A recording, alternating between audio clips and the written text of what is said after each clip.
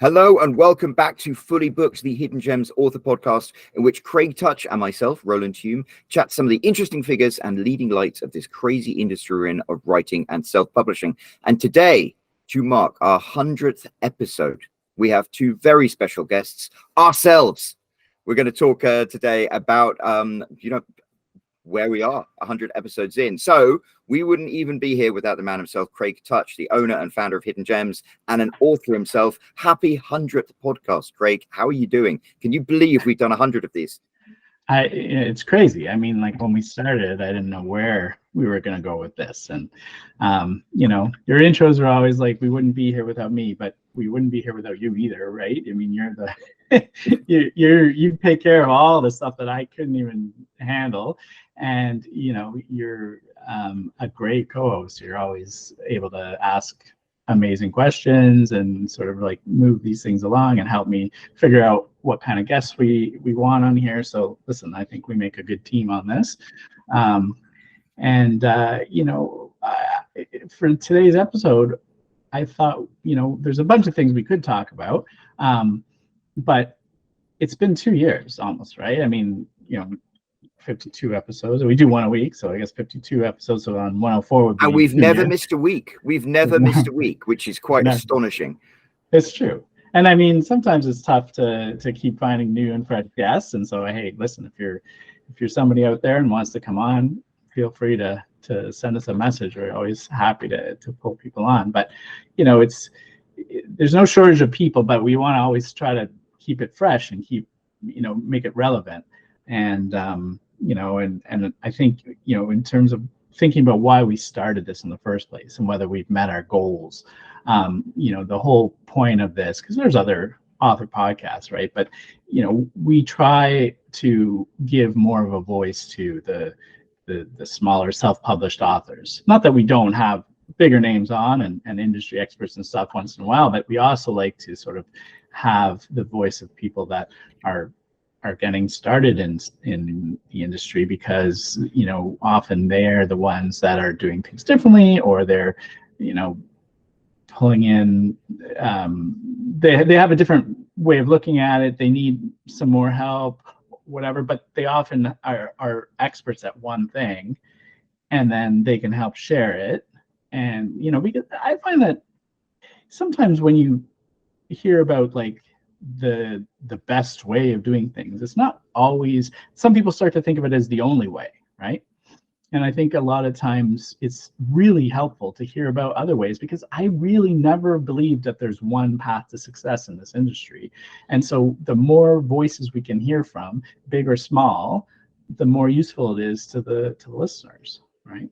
I think that's very true. And we've spoken to quite a few people who have succeeded in wildly different ways. And that's been quite interesting. And also the different approaches you can take, and their approaches that work.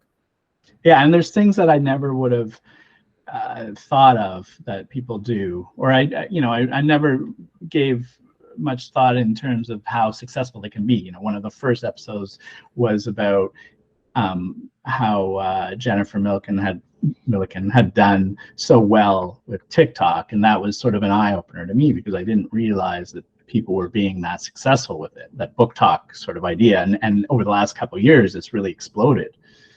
And it's made careers. I mean, I wrote a blog post about Frida McFadden, who, she has become a New York Times bestseller based off book talk.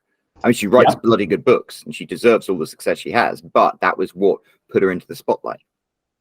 Yeah, and the idea of Kickstarter.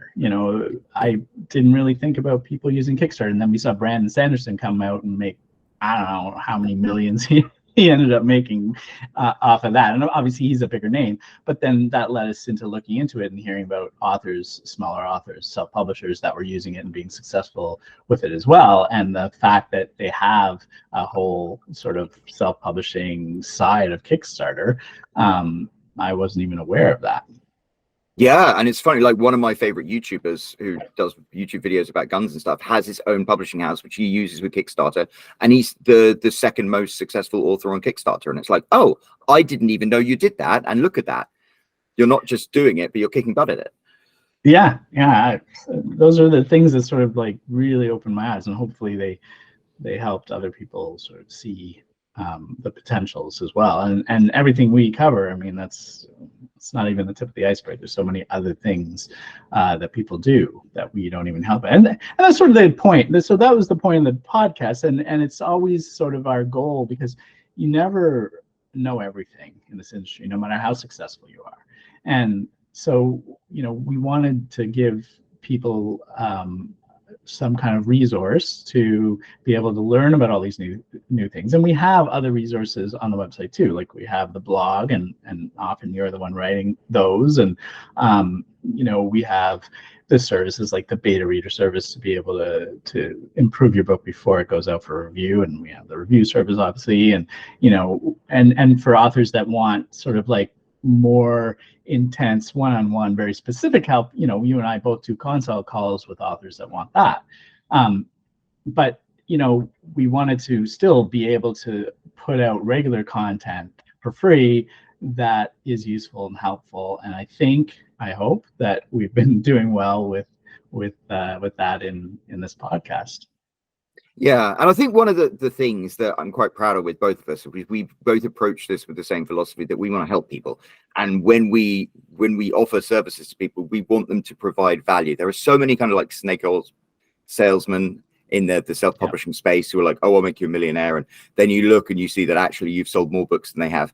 But I think we genuinely tried to come in and be like, this is what we can help you with. And we wanted to provide value. And I think, that's been the philosophy right from the get-go. Yeah, that's one of the things I think we've talked about even before the podcast. I had one of the blogs that I had started was sort of a rumor busting, and it was all these things that people thought was true, or that heard, the fear, the FUD, the fear, uncertainty, and doubt that spreads throughout the industry when anything changes, and makes people think, oh no, the world is coming to the end. And then you look into it and you find out, no, it's not true. But people didn't understand what the problem was, so they started making up rumors. And then, like you said, there's all these people that sell these services that don't really provide any value. We try to sort of warn authors about that. I mean, everybody, it's not necessarily that people are doing it. I mean, some people are doing it to sort of rip people off, but not everyone is. It's just, you have to sort of think about whether a service is really right for you where you are at the level that you're at in your career, right? You don't necessarily need to, let's say, pay somebody to do a whole bunch of things that you could do pretty easily for free for yourself. And certainly you can. And if money is no object and you want to just, throw money around and have people do very easy things for you, that's fine. But I think some people think that they can't do it themselves. So they have to hire these expensive services to do it for them. And then they find out, they end up contacting us and then realizing, oh, well, I could have just done all that ourselves, right? And I hate that when I hear those stories about people getting ripped off like that. Yeah. And I think there are some really good people and some really good services and things out there, but unfortunately there are also the unscrupulous ones who, like, they couldn't make it as a self-published author, so they ended up trying to make it selling advice to self-published authors. Right. Yeah.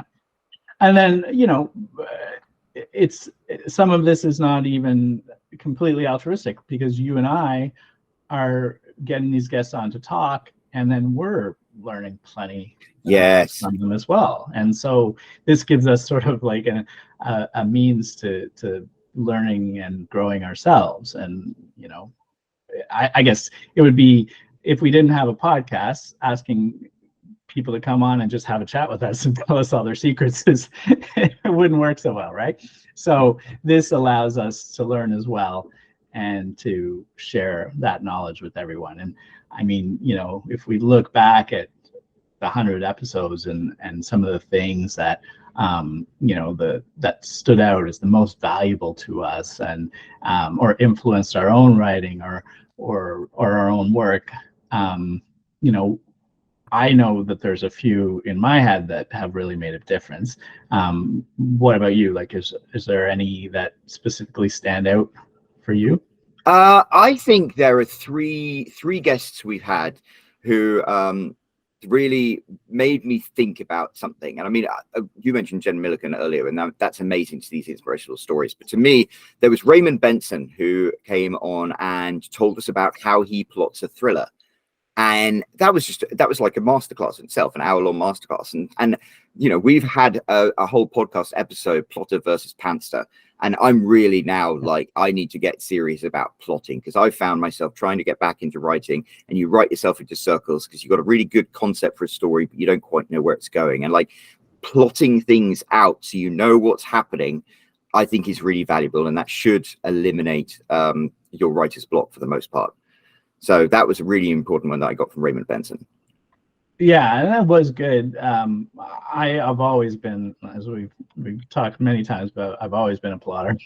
So, but like for me, it was a similar sort of thing when we talked about OneNote, which is a piece of software I've had on my computer forever, right? Because I've always had you know, the Office suite, but I've never opened it. Like I really honestly didn't even know what it was. I thought it was something completely different. And then we had an episode where, you know, we talked about it, and I think if you watch that episode at the beginning, I was very skeptical, and then by the end I was a convert, and I have been ever since. I use OneNote daily now. I can't even live without it. You know, it's I plan everything from work stuff to personal stuff. You know, when I have writing ideas, you know, if I'm, you know, grocery, everything is in there now. And, you know, it syncs to my phone and multiple computers and devices and whatever. And so I never really have to be without all of my information about everything, and it's all organized and everything. And I mean, I think I'm a little OCD in needing to organize all that stuff. But to me, that was like a game changer. Yeah, and you've gone on about that quite a lot. So that's definitely. I mean, talking about tools and stuff like that, one of the things that I found really valuable was when we had Caleb Daniels on, who he is writing a book, and he's affiliate. I don't think he's going through Headstamp, who's the Kickstarter thing, but he's writing a book in the same mold as that, which is interesting. But he works in social media management and kind of gave us a quick overview of how to be really strategic and then tactical about social media. So you have content going out all the time, what kind of content you should have, the authenticity behind it that I think is so valuable. And you realize that social media is one of those things that is an opportunity if you manage to figure out a way to like actually be able to do it on a regular basis. It's the consistency that makes social media work for you.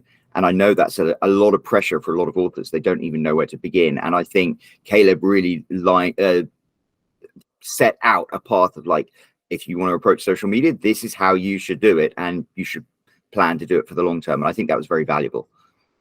Yeah, I think that's one of those things that authors know they should do, or I hope know that they should do, but don't always do. And it's true for me too. Like I was never a fan of social media. I'm still not. I don't use it in my personal life at all, really. And I know that it's so valuable, but it's just, for me, it's a huge time sink. And, you know, you get pulled into, you know, a lot of toxicity in some of it. And I don't know, but there's no denying how important it is. And so it's one of those things, you know, do what I say, not what I do. And so I always advise authors to embrace social media, and I can give lots of examples of how important it is. And honestly, every like really successful self-published author that I talk to does social media, and they do it well, right? They don't, you know, the one biggest problem that people do is they only post when they have something to sell or something to promote. And that doesn't work, because then people they're just like, oh, I'm just a customer to you, and you're just using me to sell your product, right? The ones that are doing it well are sharing more about their lives. They're making that connection with their audience, and then when they do have something to sell, their audience almost wants to help them out, and they not only buy the thing, but they promote it to other people. They share and they retweet and they do all those things that just doesn't happen when you don't do it properly. And And Yeah. I wrote that blog post about the 4 things that sell books, and one of them was, if you have a connection with an author, you're more likely to buy their book. It's like an automatic thing.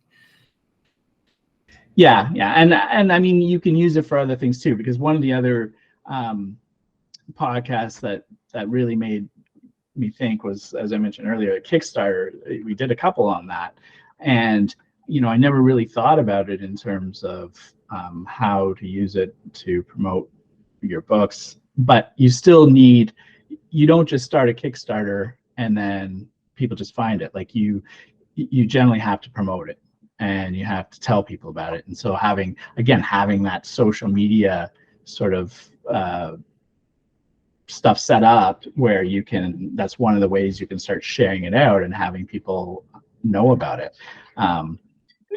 And that's the only way to get sort of that funding happening. It's not just from those people, but they start sharing it and retweeting it, and then all of a sudden other people are hearing about it, and and then all of a sudden you're getting funding. Whereas if you just created a Kickstarter and just walked away, like, you're not going to get anything, right?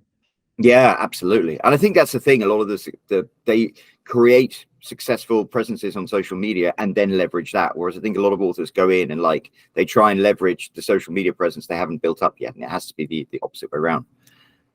Yeah. Do you have a third thing that you learned? Yeah, well, let's do yours, because I want to do mine last. So my one was, there was Terence Leahy came on, and what I found so refreshing about that was the fact that he came on, and unlike a lot of the authors that we've spoken to and ourselves, he was approaching writing and publishing and self-publishing for the joy of it. And it's funny enough, I would follow him on Instagram, and the other day posted a picture of himself in the gym in Edison, New Jersey. And I'm like, man, I'm 5 minutes down the road. So I went out and had a cocktail with him, and we got chatting, and it was really refreshing to talk to someone who's a writer. He was going on about the structure of stories and how he was influenced by Greek mythology and all of these fascinating things he was really passionate about. And I'm like, it was just really nice to see someone who is passionate about writing for the sake of writing, rather than having that pressure of making it into a business. And I found that very inspiring. Yeah, and listen, that's a really important thing that I often, it's one of the first questions I usually ask people when I do a consult is, why are you writing? Like, is it simply for the joy of writing? You just want to tell your stories and write what you want to write, and which is perfectly fine. Or is it because you want to make money and you want to make a career out of this, right? Because the kind of advice that I have is very different for those two things. And it's not that one is better than the other at all. It's just, if you're writing for the joy of writing and you don't care about the money, that's one thing, right? And then and there's different things you can do about that. But if you're doing it to make money and to make a business, sometimes you can't write just what you love, because that might not have a big enough audience, right? So it's a different kind of sort of advice that I would give those people. And I think it's great when people just write like for the sake of writing. And when I wrote, it was sort of the second one. I wrote in romance, even though I'd never read romance, because I knew that was the biggest genre and I could sell the most books. And so for me, it was writing as a business. But if I was to do it for the love of it and not care about the money, I would write completely different stuff. And so, yeah, I think that when I'm retired or when money is not as important in my life, because as I don't need to work anymore, I'd want to get back to sort of that idea and just write the books that I want to write and not worry so much about how commercially successful they would be. Yeah, absolutely. And I've got that as well. I want to write spy books and stuff like that, but you kind of put that on the back burner until that magic day. But Terence kind of inspired me to think maybe that magic day is now. Maybe you should write it now while you're still inspired to, rather than waiting for a day that might never come. Yeah, and listen, we've done a whole bunch of episodes where at the end of it, I'm like, I really got to get back to writing. And sometimes those are like, I find that we've done a couple episodes about short story writing, and those always make me really, really want to get back into it, because it's less of a time commitment. I mean, not that it's easy to write a short story, but it's a lot quicker than writing a whole novel. And I feel like maybe I could shoehorn a bit of my time into that task better than saying, oh, I have time to write a whole novel, you know.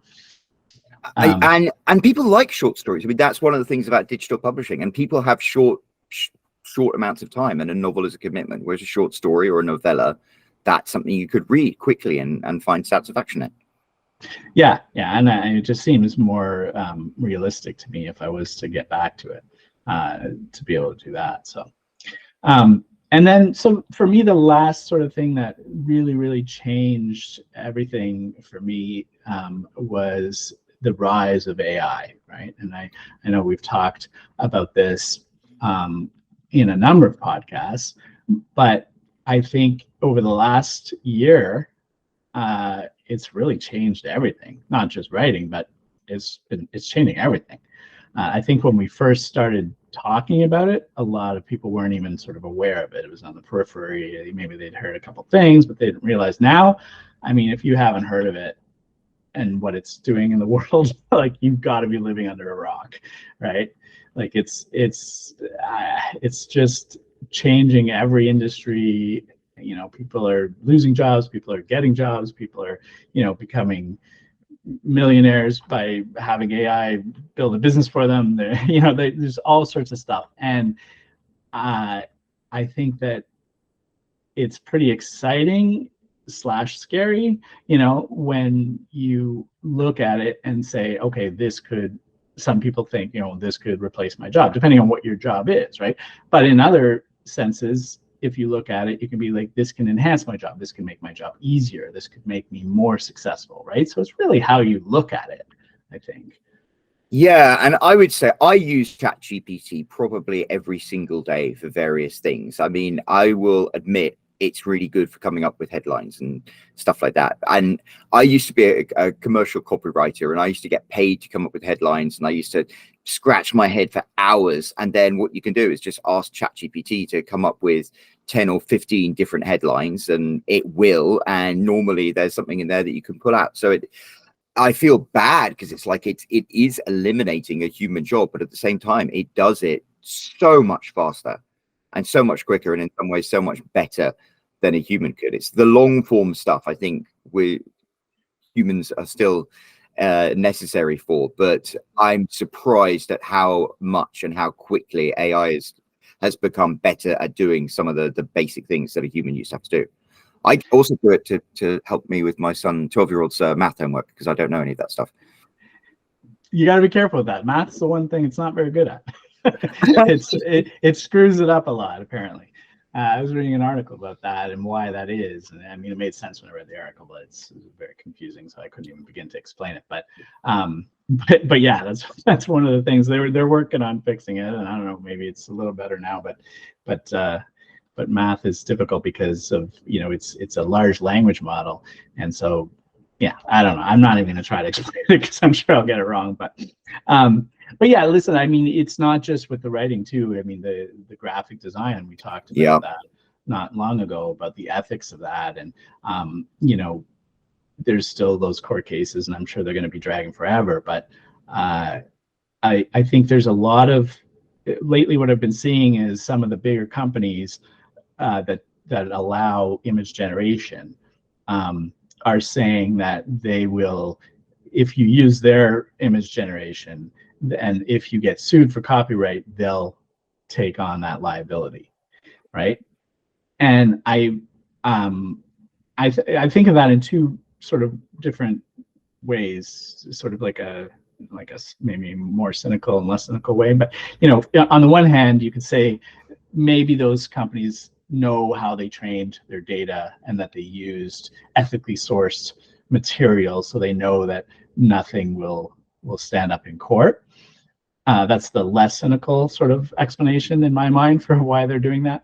The more cynical one would be that it's so important to them that when those cases go forward, that they not get lost, you know, that they don't lose those cases, that they're willing to put up their money to hire the best lawyers to make sure that they win those cases. Because as soon as those cases start going through, and if it falls to the, you know, the judgment comes that the copyright was infringed, that sets a precedent that's going to make all these companies have to have big payouts or change everything, whatever. So they want to make sure that if those lawsuits come, they win them or give them the best chance. So they don't want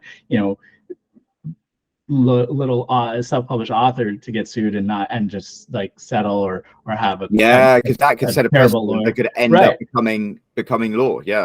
Right. So they want to make sure that they hire a lawyer that's going to do the best job to win that, and then they'll make sure that going forward all the precedents are that it's okay. So I don't know. I mean, that's sort of my thinking about why they're doing that. But regardless, I mean, I use it, like you said, I use ChatGPT all the time.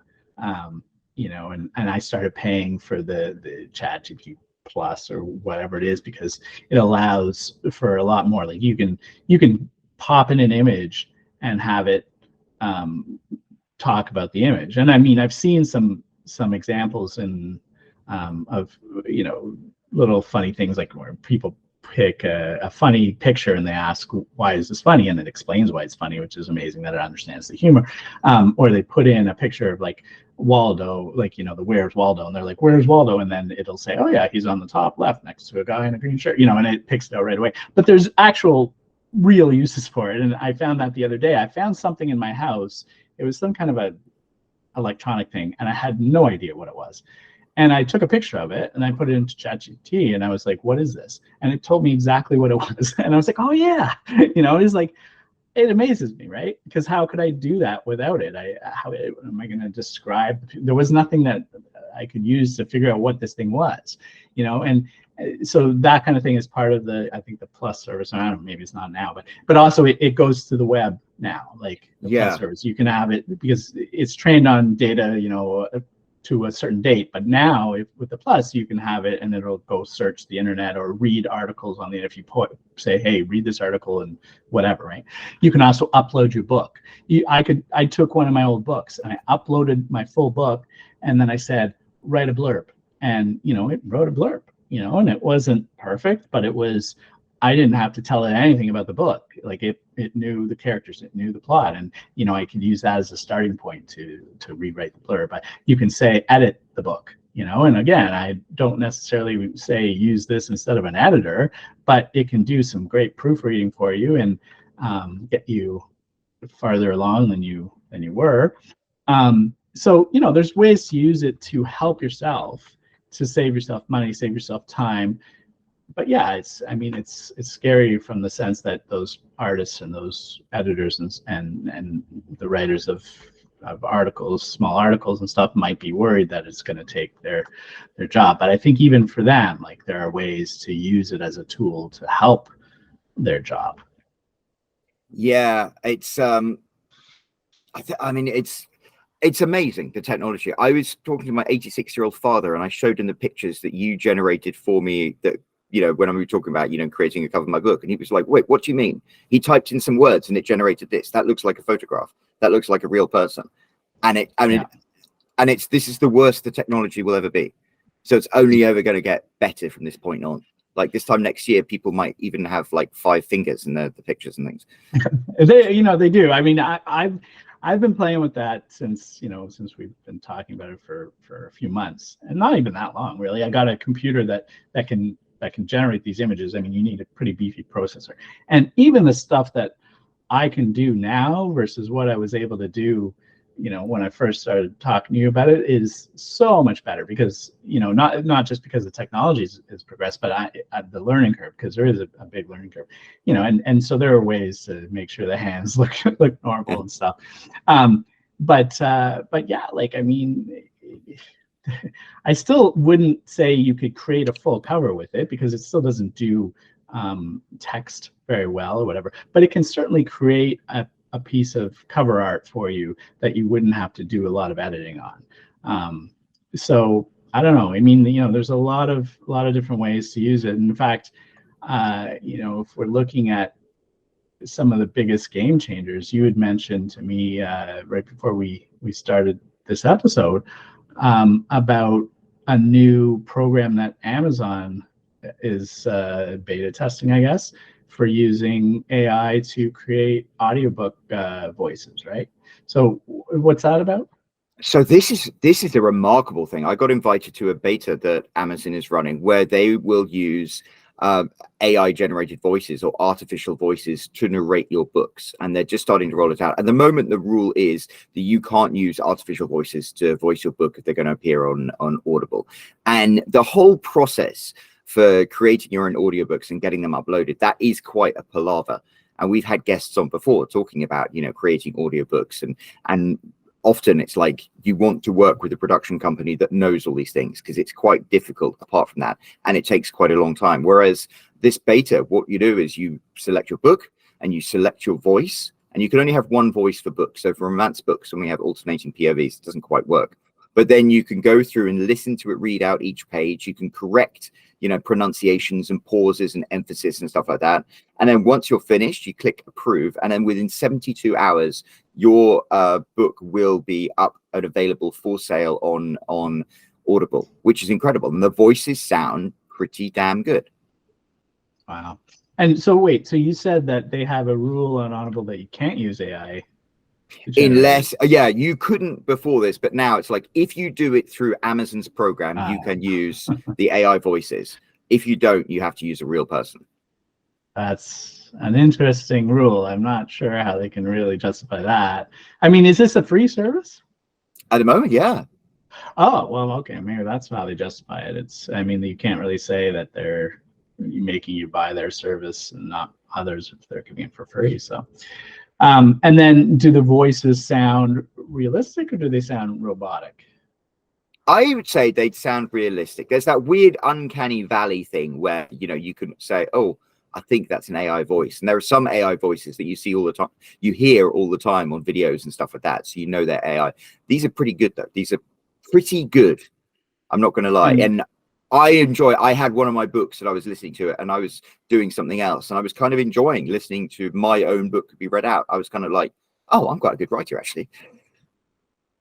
I mean, I think that, you know, they give you, I think you were saying they give you all the tools to do it, right? So it's like, you know, we've had a few episodes where we've talked about audiobooks, and like there's a lot of steps involved, you know, you not just sort of building out like a soundproof room and having a great microphone, but then you've got to do a lot of the editing and processing and building that book. Whereas I think this service does all that for you, not just create the voice. So and then the whole editing process where you say you got to listen and make corrections, that's all software within the suite so you don't have to have anything else yourself or even as beefy computer, right?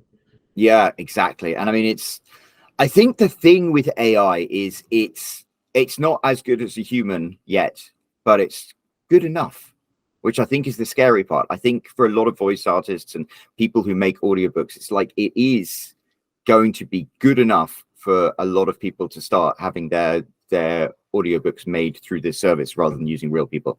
And I mean, when you talk about if you get a properly produced audiobook, it's $7 or $8 grand.